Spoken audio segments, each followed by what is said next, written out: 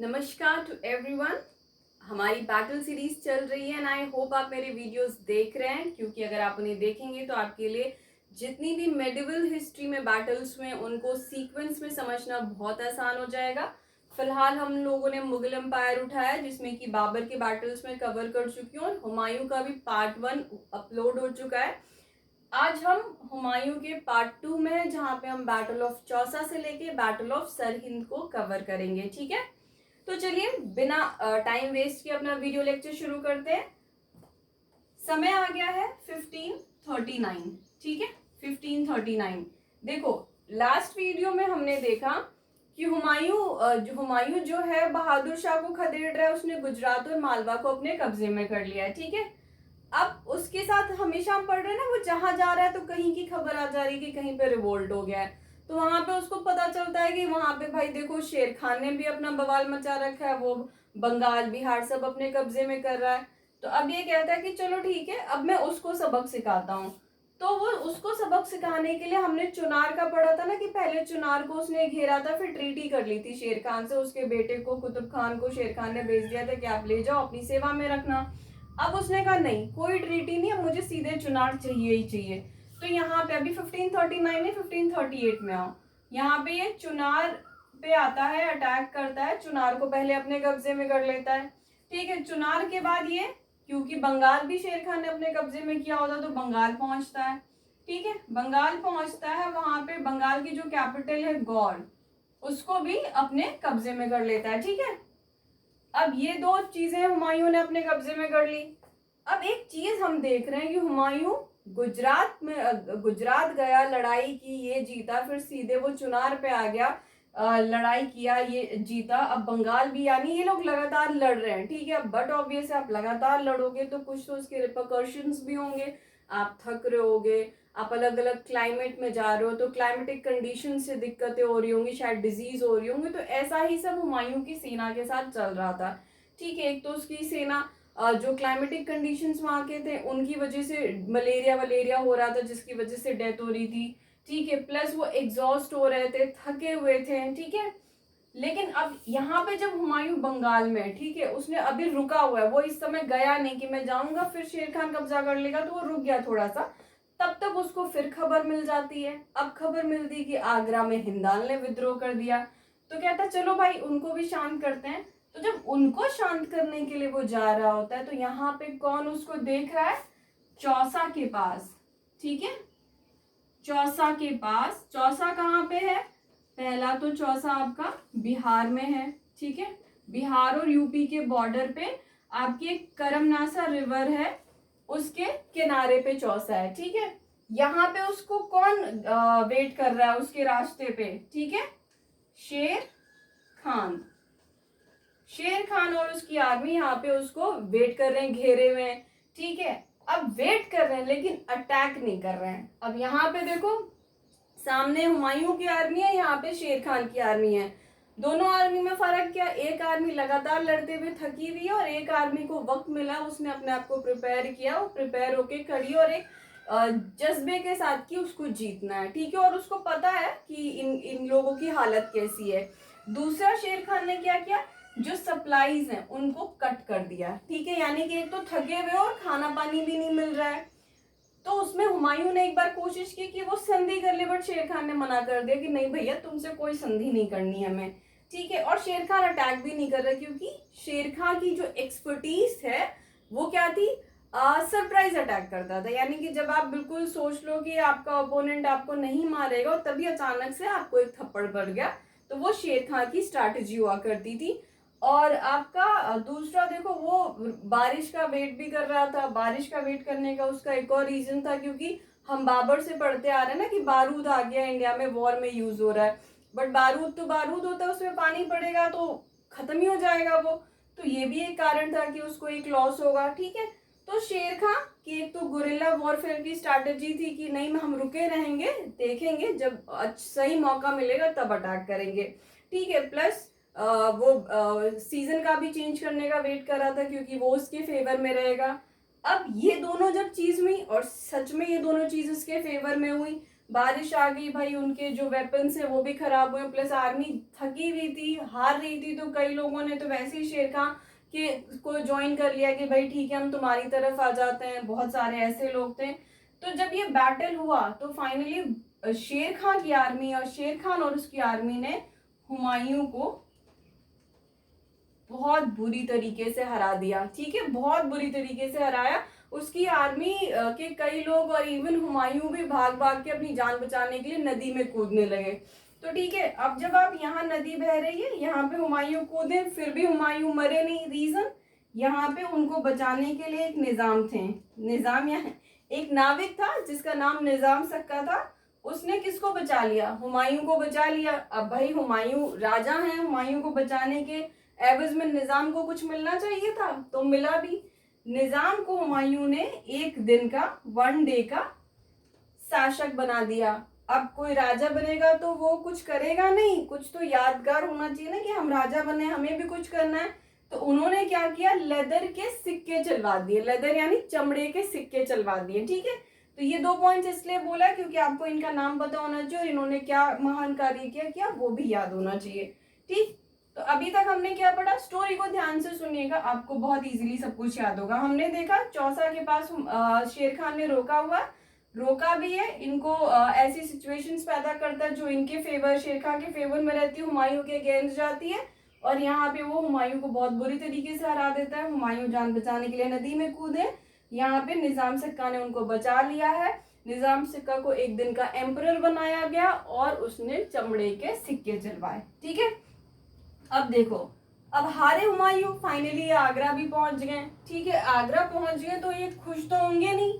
ठीक है, अभी 1539 में जो बैटल ऑफ चौसा हुआ शेर खान और हुमायूं के बीच में, उसमें हमने ये देख लिया हुमायूं हार गए, आगरा पहुंच गए। तो क्या ये आगरा पहुंच के खुश होंगे? नहीं, ये खुश नहीं थे।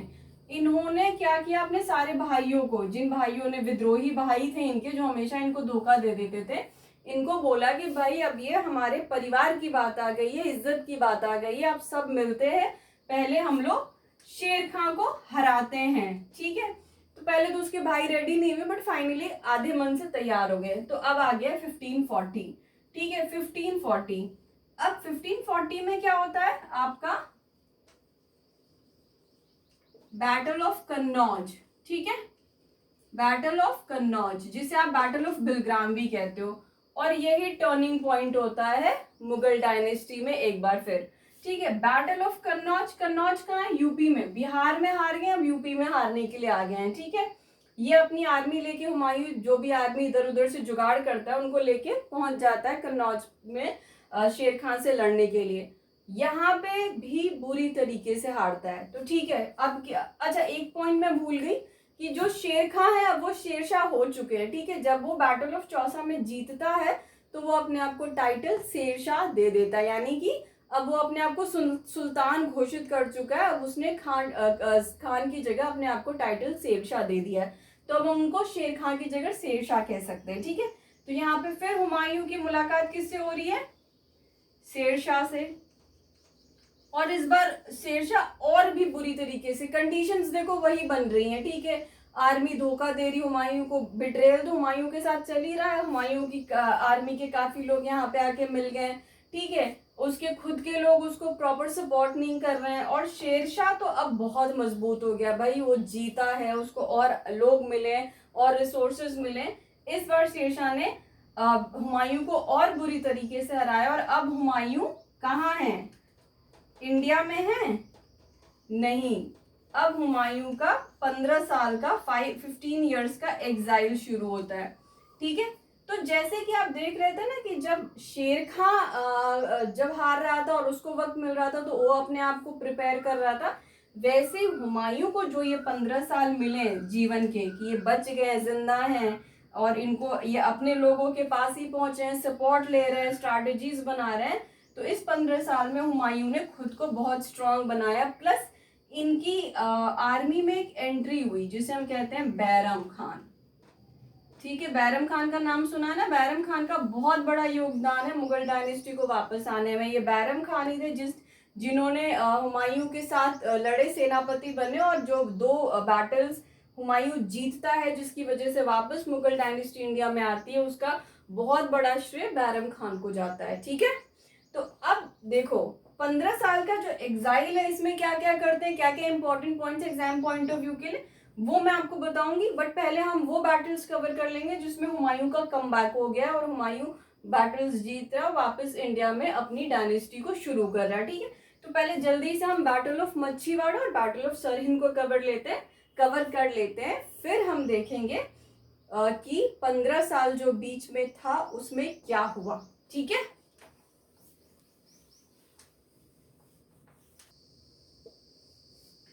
ठीक है, अब हम क्या देखेंगे कि 15 साल के लिए अभी एग्जाइल पे जाके तैयार करके आर्मी, अब जब उसको पता चलता है कि जब उसको खबर तो मिल ही रही थी कि जो शेरशाह है उनकी डेथ हो गई, उनका बेटा भी, उनके बेटे की भी डेथ हो गई। अब क्या है, उनका जो अंपायर जो उन्होंने बनाया था वो डिसइंटीग्रेट हो गया है। अब जो शासक है भी आपका सिकंदर शाह सूरी, वो बहुत ज्यादा कॉम्पिटेंट नहीं है, और बाकी जो जगह थे ना, जो उसके अंडर में पहले थे आपके शेरशाह सूरी के, अब वो बहुत सारे जो यूनिट्स थे अब उन्होंने खुद को इंडिपेंडेंट घोषित कर लिया था। ठीक है, तो ये कहीं ना कहीं बहुत कॉम्पिटेंट नहीं था, बट हाँ उस समय जो रूलर था सूर डायनेस्टी का वो सिकंदर शाह सूर था। ठीक है, अब देखो होता क्या, अब हुमायूं आ चुका है। ठीक है, अब पहला जो बैटल होता है वो है जिसको हम 1555 में पढ़ेंगे, दोनों ही बैटल 1555 में हुए हैं।